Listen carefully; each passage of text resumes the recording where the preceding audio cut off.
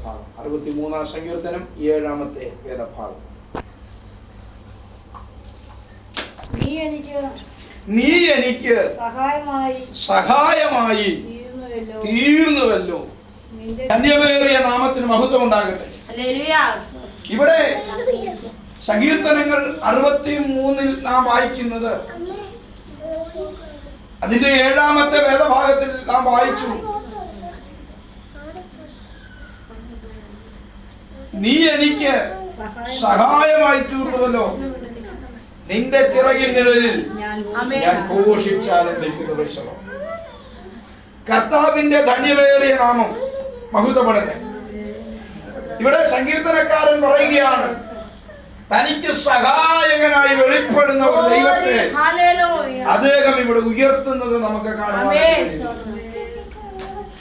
നമ്മുടെ ദൈവമായ കർത്താവ് നമ്മുടെ സഹായകനായ ദൈവമാണ്. ഒരുപക്ഷെ പലപ്പോഴും നമുക്ക് പലരും നമ്മളെ സഹായിക്കാതെ കടന്നു പോകുന്ന സമയങ്ങൾ നമുക്കറിയാം, അല്ലെ? നമ്മളെ സഹായിക്കേണ്ടവരൊക്കെ നമ്മളെ സഹായിക്കാതെ പോയ എത്രയോ അനുഭവങ്ങൾ നമുക്കുണ്ടായിട്ടുണ്ട്, അല്ലെ? അത് വലിയൊരു വേദന, അല്ലെ?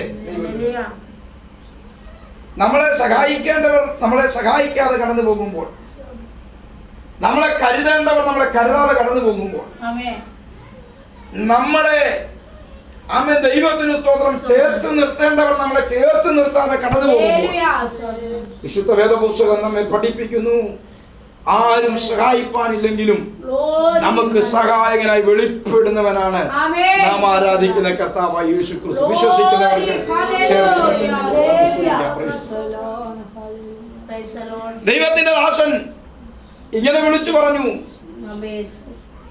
ദൈവത്തിന് സ്തോത്രം, ദൈവം നമ്മുടെ സങ്കേതവും ബലവും ആകും, കഷ്ടങ്ങളിൽ ഏറ്റവും അടുത്ത തുണയാകും, എന്റെ സഹായവും എന്റെ ശൈലവും എന്റെ കോട്ടയും എന്റെ പാറയുമായുള്ളവേ എന്നാണ് മറ്റൊരു സങ്കീർത്തനക്കാരൻ പറയുന്നത്. സഹായിക്കുന്നവനാണ് എവിടെയാണ്? ആപത്തുകളിൽ, കഷ്ടങ്ങളിൽ, അവൻ കഷ്ടങ്ങളിൽ ഏറ്റവും അടുത്ത തുണ. സാധു കൊച്ചുഞ്ഞ് ഉപദേശി എഴുതിയ ഒരു പാട്ടിൽ ഇങ്ങനെ ഒരു വരി ഉണ്ടല്ലോ, ആരും സഹായമില്ല, എല്ലാവരും പാലിൽ കണ്ടും കാണാതെയും പോകും. പ്രിയമുള്ളവർ, ഈ ലോക മനുഷ്യൻ ചിലപ്പോൾ നമ്മളെ കണ്ടിട്ടും എന്ത് ചെയ്യുന്നറിയാം, കാണാതെ അങ്ങ് മാറിപ്പോകും. തെറ്റല്ല, സാഹചര്യങ്ങൾ അവരെ അങ്ങനെ ആക്കിയിരിക്കാം. കണ്ടിട്ട് കാണാതെ ചില സമയങ്ങളിൽ നമ്മളെ എല്ലാവരും, നിങ്ങൾ ചിലപ്പോൾ എന്നെ കണ്ടിട്ട് കാണാതെ പോകത്തി, കണ്ടിട്ട് കാണാതെ, നിങ്ങളെ കണ്ടിട്ട് ചിലപ്പം കാണാതെ ഞാൻ പോകേണ്ട സാഹചര്യങ്ങൾ. പക്ഷെ ദൈവം അങ്ങനല്ല. അക്കുവിനെ കണ്ടിട്ട് കാണാതെ പോയിട്ടില്ലേ? കണ്ടിട്ട് കാണാതെ അങ്ങനെ ഊളിയിട്ടു, അല്ലേ? IPC പള്ളി വെച്ച് കണ്ടായിരുന്നു, അല്ലേ? IPC പള്ളി നല്ല അടിപൊളിയല്ലായിരുന്നു. എന്നെ ഓളമായിരുന്നു, അല്ലേ? ഞാൻ വന്നപ്പോൾ നല്ല ഓളമായിപ്പോയി. സ്വന്തം അപ്പൊ ഞാൻ പറഞ്ഞത്, കണ്ടിട്ട് കാണാതെയും പോകുന്ന ഒരാൾ ഒത്തിരി പേര്. അപ്പൊ അത് ആ പാട്ടുകാരൻ എഴുതിയത്, ആരും സഹായമില്ല, എല്ലാവരും പാലിൽ കണ്ടും കാണാതെയും, എന്നാൽ എനിക്കൊരു സഹായകൻ വാനിൽ ഉണ്ടെന്നറിഞ്ഞതിൽ സന്തോഷമേ. അപ്പൊ ഒരു സഹായകനായ ഒരുവൻ ഉണ്ടെന്ന് അറിയുന്നത് വലിയ സന്തോഷമാണ്. നിങ്ങൾക്ക് എത്ര പേർക്ക് ആ സന്തോഷമുണ്ട്? എന്നെ സഹായിപ്പാൻ ഒരു ദൈവം ഉണ്ട്, അതിന്റെ സന്തോഷമാണ്, അല്ലേ? അതുകൊണ്ടല്ലേ അമ്മാവനൊരു ഇരിപ്പിടം കൊടുക്കും, ഒരു കസേര കൊടുക്കണേ. ആരെങ്കിലും ഒരാൾ ഇച്ചിരി ഇങ്ങോട്ട് മാറി ഇരുന്നിട്ട്, അങ്ങോട്ട് മിനിസോട് മാറി ഇരിക്കുക, അമ്മാവൻ അങ്ങോട്ട് ഇരിക്കുക, ഇച്ചിരി കൂടെ കസേര ഇടുക, കുഞ്ഞുമുട്ടമ്മ അവിടെ നിന്ന് കസേര വലിച്ചിട്ടിട്ട് അങ്ങോട്ട്. ഇവിടെ ദൈവത്തിന്റെ വചനം പറയുന്നത് ഇങ്ങനെയാണ്, ഈ ലോകത്തിൽ നമ്മളെ സഹായിപ്പാൻ ആരുമില്ലെങ്കിൽ ദൈവം എനിക്ക് സഹായകനായി ഉണ്ടെന്നുള്ളത് ഒരു വലിയ സന്തോഷമാണ്. ആ സന്തോഷമുള്ള ദൈവമക്കളെ ഓർത്ത് ദൈവത്തെ. അതുകൊണ്ടാണ് സങ്കീർത്തനക്കാരൻ പറഞ്ഞത്, ഞാൻ സമാധാനത്തോടെ കിടന്നുറങ്ങും, നീ അല്ലോ യഹോവേ എന്നെ നിർഭയം. എന്നോട്ടമ്മേ, ഉറങ്ങുന്ന സന്തോഷത്തോടു കൂടെയാണോ? നിർഭയമായിട്ടാണോ ഉറങ്ങുന്നത്? ആണോ? സമാധാനമായിട്ടാണോ ഉറങ്ങുന്നത്? കർത്താവ് കൂടെയുള്ളവർക്ക് എന്തുണ്ട്? സമാധാനമുണ്ട്. കർത്താവ് പറഞ്ഞു, ഞാൻ എന്റെ സമാധാനം നിങ്ങൾക്ക് തന്നേച്ച. നമുക്ക് ലഭിക്കപ്പെട്ട സമാധാനം ആരുടെ അറിയോ? കർത്താവിൻ്റെ സമാധാനം. എന്ത് ഈ കർത്താവിൻ്റെ സമാധാനത്തിൻ്റെ പ്രത്യേകത? ഞാൻ ചോദിക്കട്ടെ, നമുക്കുള്ള പോലെ പ്രതികൂലമോ പ്രതിസന്ധിയൊന്നും ഈ ലോകത്തിലുള്ള യാതൊരു മനുഷ്യർക്കും ഇല്ല. ഉണ്ടോ? ഇപ്പോഴാണ് മനസ്സിലായി അല്ലേ? ഏറ്റവും വലിയ പ്രതിസന്ധിയും കഷ്ടത എവിടെയാ? നമുക്കാ. അതേന്ന് ലോകത്തിലെ ഏറ്റവും വലിയ കഷ്ടത അനുഭവിച്ച ആരാ? ദൈവമക്കളാണ്. കർത്താവ് യേശു ക്രിസ്തു. എല്ലാവരും വിട്ടുപോയത് ആരെയാ? കർത്താവ് യേശു അല്ലേ? സകല മനുഷ്യനെ യേശുവിനെ വിട്ടെന്ത് ചെയ്ത് ഓടിപ്പോയി. നിന്ദിക്കപ്പെട്ടവനായി, പരിഹസിക്കപ്പെട്ടവനായി, അപമാനിക്കപ്പെട്ടവനായി, പീഡിപ്പിക്കപ്പെട്ടവനായി കർത്താവ് യേശു ക്രിസ്തു ആരുമില്ലാതെ എല്ലാവരും തന്നെ വിട്ടു പോയി. അപ്പൊ ലോകത്തിലെ ഏറ്റവും വലിയ കഷ്ടമുള്ളത് നമുക്ക് ഏറ്റവും വലിയ കഷ്ടമുള്ളത്. കർത്താവ് തന്നെ പറഞ്ഞു, ഞാൻ ലോകത്തിൽ നിങ്ങൾക്ക് എന്തുണ്ട്? കഷ്ടമുണ്ട്. ഇപ്പൊ ചിലരൊക്കെ പറഞ്ഞപ്പോ കഷ്ടമൊന്നുമില്ല, നമുക്കെല്ലാം ഉയർച്ച വേണം. ശരിയാ, ഉയർച്ച വരും, ഇതിനെ നമ്മൾക്കില്ല. പക്ഷെ നമുക്ക് ചില കഷ്ടങ്ങളിലൂടെ നമ്മൾ ചില പ്രതികൂലങ്ങളിലൂടെ നാം കടന്ന് അങ്കിലെ നമ്മൾ ആ കഷ്ടങ്ങൾ അനുഭവിച്ചാലേ നമുക്ക് എന്തുണ്ട്? ഉയർച്ച ഉണ്ടാകത്തുള്ളൂ ദൈവത്തിന്.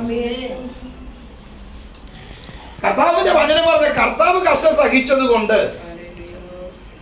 നമുക്ക് എന്തുണ്ട്? കഷ്ടമുണ്ട്. ദൈവത്തിന് സ്തോത്രം. കർത്താവ് കഷ്ടം സഹിച്ചത് കൊണ്ട് നമുക്ക് എന്തുണ്ട്? കഷ്ടം. നമുക്ക് ആ കഷ്ടം. അവിടെ കർത്താവ് പറഞ്ഞേ, ലോകത്തിൽ നിങ്ങൾക്ക് കഷ്ടമുണ്ട്, എങ്കിലും ധൈര്യപ്പെടണം. എന്ത് കഷ്ടം വന്നാലും നമ്മൾ എന്ത് ചെയ്യണം? ധൈര്യപ്പെടണം. കാരണം കർത്താവ് പറഞ്ഞു, പരീക്ഷയോടുകൂടെ നിങ്ങൾക്കൊരു പോക്ക് വഴിയും കൂടെ ഉണ്ടെന്ന കർത്താവ്. അതായത് നമ്മൾ ചില പരീക്ഷകളിലൂടെ കടന്നു പോകും, കഷ്ടങ്ങളിലൂടെ കടന്നു പോകും, എന്നെ ആ പ്രതിസന്ധിയിലൂടെ കടന്നു പോയാലും അതിന്റെ എല്ലാം മധ്യത്തിൽ ആമേൻ നമുക്ക് എന്തുണ്ട്? ദൈവം ഒരു പോക്ക് വഴി ഒരുക്കി. അല്ലേ? മനസ്സിലായോ? സങ്കീർത്തനക്കാരൻ ഒരിക്കൽ വിളിച്ചു പറഞ്ഞു, അനർത്ഥങ്ങൾ, അനേക കഷ്ടങ്ങൾ ഞങ്ങളെ കാണുമാറാക്കിയ ദൈവമേ, നീ ഞങ്ങളെ വീണ്ടും ജീവിപ്പിക്കണം. ഇതിന്റെ അർത്ഥം, അനേക കഷ്ടങ്ങൾ ആ മനുഷ്യന്റെ ജീവിതത്തിൽ വന്നിട്ടും അവയൊന്നും അവന്റെ ജീവിതത്തെ തകർക്കാനിടയായില്ല. ദൈവജനമേ, അനേക കഷ്ടങ്ങൾ നമ്മുടെ ജീവിതത്തിൽ ഉണ്ടെങ്കിലും അവയ്ക്കൊന്നിനും നമ്മളെ തകർക്കാൻ കഴിയത്തില്ല.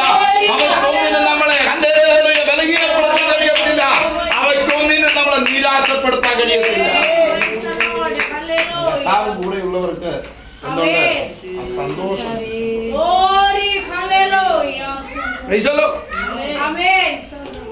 അമ്മേ, സങ്കീർത്തനങ്ങളിൽ തന്നെ നാം വായിക്കുന്നുണ്ട്, അവർ ബാല്യം മുതൽ പലപ്പോഴും എന്നെ എന്ത് ചെയ്തു? ഉപദ്രവിച്ചു, എങ്കിലും അവർ എന്നെ എന്ത് ചെയ്തില്ല? ജയിച്ചില്ല. ഇന്നത്തെ നമ്മുടെ ഇവിടെ ഭവനത്തിന്റെ പ്രാർത്ഥന ആയതുകൊണ്ട് നമ്മൾ മനസ്സിലാക്കേണ്ട ദൈവാത്മാവ് ദൂതുണ്ട്. ബാല്യം മുതൽ പല ഉപദ്രവങ്ങൾ നമ്മുടെ ജീവിതത്തിലുണ്ട്. പല രീതിയിലുള്ള ഉപദ്രവങ്ങൾ, പിശാച്, ശത്രുവിന് പല രീതിയിൽ ഉപദ്രവങ്ങൾ നമ്മൾ ഏറ്റു. അല്ലെ? ചില ഉപദ്രവങ്ങൾ നമ്മൾ സഹിച്ചു. അല്ലെ? ചില ഉപദ്രവങ്ങളിലൂടെ നാം എന്ത് ചെയ്യും? ഉപദ്രവം ശാരീരികമായും മാനസികമായും ഒക്കെ നാം ദണ്ഡിക്കപ്പെടുകയും പീഡിപ്പിക്കപ്പെടുകയും അപമാനിക്കപ്പെടുകയൊക്കെ ചെയ്ത ഒരുപാട് അനുഭവങ്ങളുണ്ട്. അവിടെ സങ്കീർത്തനക്കാരൻ പറയുക, ബാല്യം മുതൽ പലപ്പോഴും അവർ എന്നെ എന്ത് ചെയ്തു? ഉപദ്രവിച്ചു. ഒരു ഒന്നോ രണ്ടോ ഉപദ്രവങ്ങൾ നിർത്തിയില്ല, പലപ്പോഴായി അവർ എന്നെ എന്ത് ചെയ്തു? എങ്കിലും അവർ എന്നെ എന്ത് ചെയ്തില്ല? ജയിച്ചില്ല. ഇന്ന് രാത്രി അവൻ എത്ര പേർക്ക് വിശ്വസിക്കാൻ കഴിയും? എന്തെല്ലാം കഷ്ടങ്ങൾ വന്നാലും അവയ്ക്കൊന്നിനും എന്നെ ജയിക്കാൻ കഴിയത്തില്ല. എന്തെല്ലാം ഉപദ്രവങ്ങൾ എനിക്ക് നേരിട്ടാലും അവയ്ക്കൊന്നിനും എന്നെ ജയിക്കാൻ കഴിയത്തില്ല. വിശ്വസിക്കുന്നവർ, അഭിഷേകമുള്ളവർ കരമടിച്ച് ദൈവത്തോട് മഹത്വപ്പെടുത്തിക്കേ. ലോകത്തിൽ എന്തെല്ലാം കഷ്ടങ്ങൾ വരട്ടെ, എന്തെല്ലാം ഉപദ്രവങ്ങൾ വരട്ടെ, എന്തെല്ലാം പീഡകൾ വരട്ടെ, അവയ്ക്കൊന്നിനും എന്നെ ജയിക്കാൻ കഴിയത്തില്ല. എനിക്ക് ജയം തരുന്ന ഒരു കർത്താവാണ്. അവൻ അവയുടെ മേൽ എനിക്ക് ജയം തരുന്ന കർത്താവാണ്. കഷ്ടങ്ങൾ വരുമ്പോഴോ പ്രതികൂലങ്ങൾ വരുമ്പോഴോ നിരാശപ്പെട്ടു പോകരുത്. അവയുടെ മേൽ നമുക്ക് എന്തുണ്ട്? ജയമുണ്ട്. കാരണം നമ്മുടെ കർത്താവ് പറയാ, ലോകത്തിൽ നിങ്ങൾക്ക് കഷ്ടമുണ്ട്, എങ്കിലും ധൈര്യപ്പെടുവിൻ, ഞാൻ ലോകത്തെ എന്ത് ചെയ്തിരിക്കുന്നു? ജയിച്ചിരിക്കുന്നു. ഈ ലോകത്തിലുള്ള സകല കഷ്ടങ്ങളെയും, സകല പ്രതിസന്ധികളെയും, സകല വശീകരണങ്ങളെയും, സകല അധികാരങ്ങളെയും ജയിച്ചവനാണ് എന്റെ കർത്താവ്. അതുകൊണ്ട് രാത്രി പറയട്ടെ, ഏതെല്ലാം കഷ്ടങ്ങളിലൂടെ പ്രതികൂലങ്ങളിലൂടെ നാം കടക്കേണ്ടതായി വന്നാലും അവയ്ക്കൊന്നിനും നമ്മൾ ജയിക്കാൻ കഴിയാതെ നമുക്ക് ജയം തന്ന് അവയുടെ മധ്യേ നമ്മളെ ജയാളിയായി നിർത്തി, നമ്മളെ ഉപദ്രവിക്കുന്നവരെ, നമ്മളെ നിന്ദിക്കുന്നവരെ, നമ്മളെ പരിഹസിക്കുന്ന മധ്യത്തിൽ നമ്മളെ ജയാളികളായി തലമുയർത്തി നിർത്തുവാൻ നമ്മുടെ കർത്താവ് ശക്തി. കാരണം നമ്മുടെ കർത്താവ് ഏറ്റവും ഉയർത്തപ്പെട്ട ദൈവമാണ്. ദൈവം നമ്മുടെ കർത്താവ് ഏറ്റവും ഉയർത്തപ്പെട്ട ദൈവം. ദൈവം അവനെ ഏറ്റവും എന്ത് ചെയ്തു? അതാ ഞാൻ പറഞ്ഞു, നമുക്ക് എന്തുണ്ട്? ഉയർച്ചയുണ്ട്. നമ്മുടെ കർത്താവ് ഏറ്റവും ഉയർത്തപ്പെട്ടത് കൊണ്ട് നമുക്ക് എന്തുണ്ട്? ഏറ്റവും ഉയർച്ച. എത്ര പേർക്ക് വിശ്വാസം?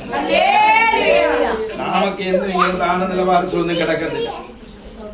ദൈവജന സങ്കീർത്തനക്കാരൻ താഴ്ചയിൽ നമ്മെ ഓർത്തവൻ, നമ്മളെ ഈ താഴ്ചയിൽ നമ്മളെ ഓർക്കുന്നത് അല്ലേ? ആ താഴ്ചയിൽ നമ്മെ ഓർത്തവന് അവന്റെ ദയ എന്നേക്കുമുള്ളത് ദൈവം. അവൻ ദയയുള്ള ദൈവമാണ്. നമ്മളെ ഓർക്കുന്നത് ദയ തോന്നിയ നമ്മളെ ദയ തോന്നി എന്മേൽ ചൊരിഞ്ഞതല്ലോ ആയുസ്സല്ല നിനക്കായി. അപ്പം ദയ തോന്നി നമ്മളെ താഴ്ചയിൽ നമ്മൾ എന്ത് ചെയ്തു? ഉയർത്തി അല്ലേ? നമ്മുടെ കർത്താവിന്റെ വചനത്തിൽ കർത്താവിനോട് പ്രാർത്ഥിക്കും, കർത്താവേ എന്നോട് എന്ത് ചെയ്യണം? കൃപയുണ്ടാകണമേ, എന്നോട് ദയവുണ്ടാകണമേ, എന്നോട് മനസ്സലിയണമേ. പ്രാർത്ഥിക്കണം കേട്ടോ, പ്രാർത്ഥിക്കണം. ഈശോയെ പ്രാർത്ഥിക്കുന്നുണ്ടോ? എന്നോട് മനസ്സലിയണമേ. അമ്മ പ്രാർത്ഥിക്കണം, എന്നോട് കരുണ തോന്നണമേ, എന്നോട് കൃപ തോന്നണമേ. ഹല്ലേലൂയ, സ്തോത്രം, ഹല്ലേലൂയ. രാത്രി ആമേ കൃപ പ്രാപിച്ച ദൈവമക്കൾക്കായി, ദൈവകൃപയ്ക്കായി പ്രാർത്ഥിക്കുന്ന ദൈവമക്കൾക്കായി ദൈവത്തെ സ്തുതിക്കുകയാണ്. ദൈവത്തിന്റെ ദയ ജീവിതത്തിൽ അനുഭവിക്കുവാൻ, ദൈവത്തിന്റെ ദയ ജീവിതത്തിൽ നേടിയെടുക്കുവാൻ ആമേ പ്രാർത്ഥിക്കുന്ന ദൈവമക്കൾക്ക് ഞാൻ ദൈവത്തെ സ്തുതിക്കുന്നു. അവൻ ദയതോതി നമ്മെ അനുഗ്രഹിക്കുവാനായിട്ട്, അവൻ കൃപതോതി നമ്മെ അനുഗ്രഹിക്കുവാനായിട്ട് രാത്രി പറയട്ടെ. കൃപ പ്രാപിച്ചോ ദൈവസന്നിധിയിൽ എന്ത് ചെയ്യണം? കൃപ പ്രാപിക്കണം. മറിയയോട് ദൈവത്തിന്റെ ദൂതൻ പറഞ്ഞിങ്ങനെ, കൃപ ലഭിച്ചവളെ നിനക്ക്.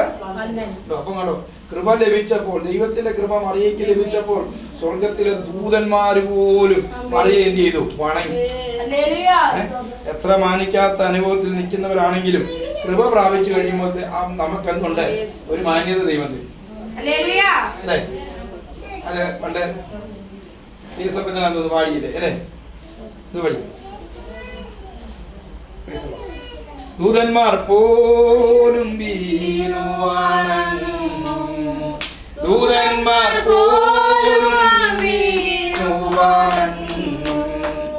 എന്തു മഹാത്ഭുതമേ, എന്തു മഹാത്ഭുതമേ, എന്തു മഹാത്ഭുതമേ.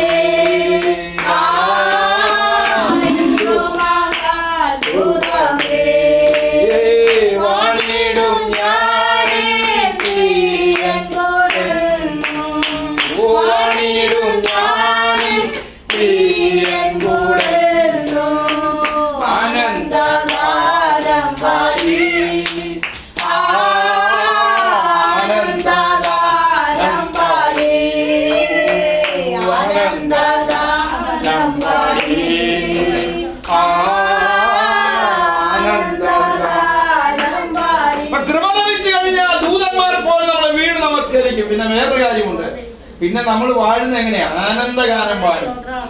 കർത്താവിനോട് കൂടെയാ വാഴുന്നത്. അവിടെ സന്തോഷമുണ്ട്, അവിടെ ദുഃഖമില്ല, നിരാശയില്ല, കണ്ണുനീരില്ല, അപമാനമില്ല. അവിടെ നമുക്ക് എന്തുണ്ട്? സന്തോഷമുണ്ട്. അവിടെ ജീവിക്കണമെങ്കിൽ നമുക്ക് എന്ത് വേണം? കൃപ പ്രാപിക്കണം.